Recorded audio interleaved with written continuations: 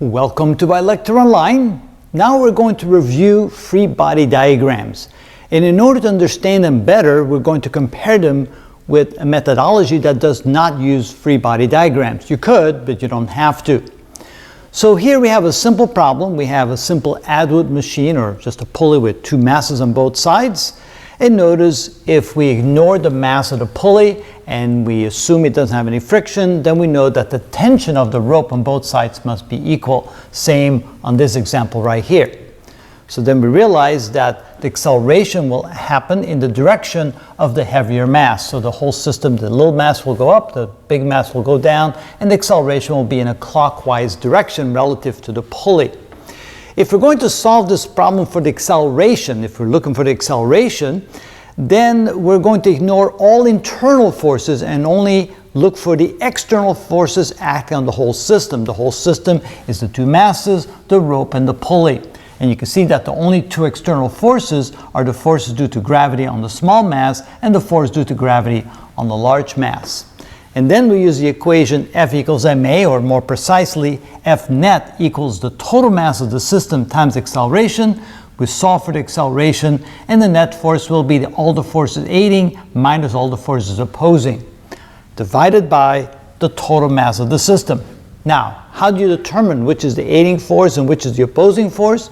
All the forces that act in the same direction as acceleration, in this case clockwise relative to the pulley, so this is in the same direction as acceleration, that's an aiding force. This one is pulling in the opposite direction from acceleration, so it's an opposing force. So it becomes m2g minus m1g divided by the total mass, and that will then be the acceleration. We can factor out a g to make it a little more simple. So how do we solve the same problem using free body diagrams? So what we do here is we recognize that we have two masses, and we're going to draw a free body diagram around each of the masses, and we're going to set up an equation F equals ma for each body diagram separately. Now notice that the tension on both sides of the pulley must be the same. Again, we ignore the mass and the friction on the pulley.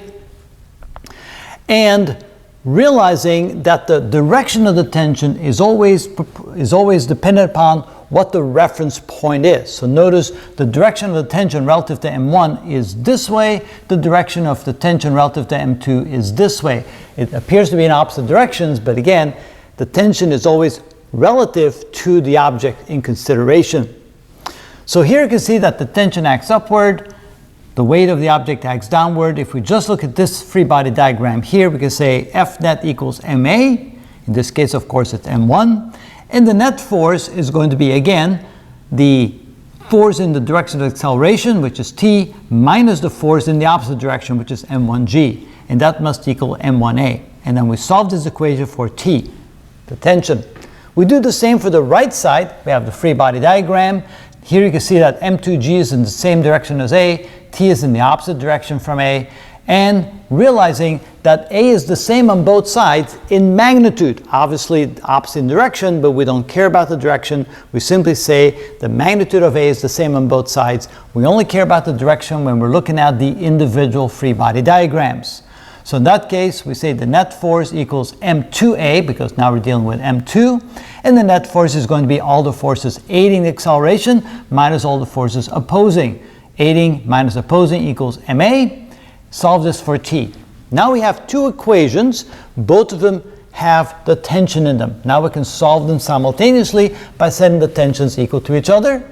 And so on the left side we have m1a plus m1g equals, on the right side, m2g minus m2a. We solve this for a, and obviously we get the same answer.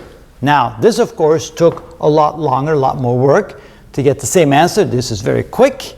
So I prefer this method for simple problems like this. Now when problems get really complicated, sometimes you have no choice but to use the free body diagram method, otherwise you'll probably never solve the problem. So here you can see the two side by side as a nice example. We'll show you several more examples in the videos to come that will help you understand how to utilize free body diagrams. So when you have to use them, you will know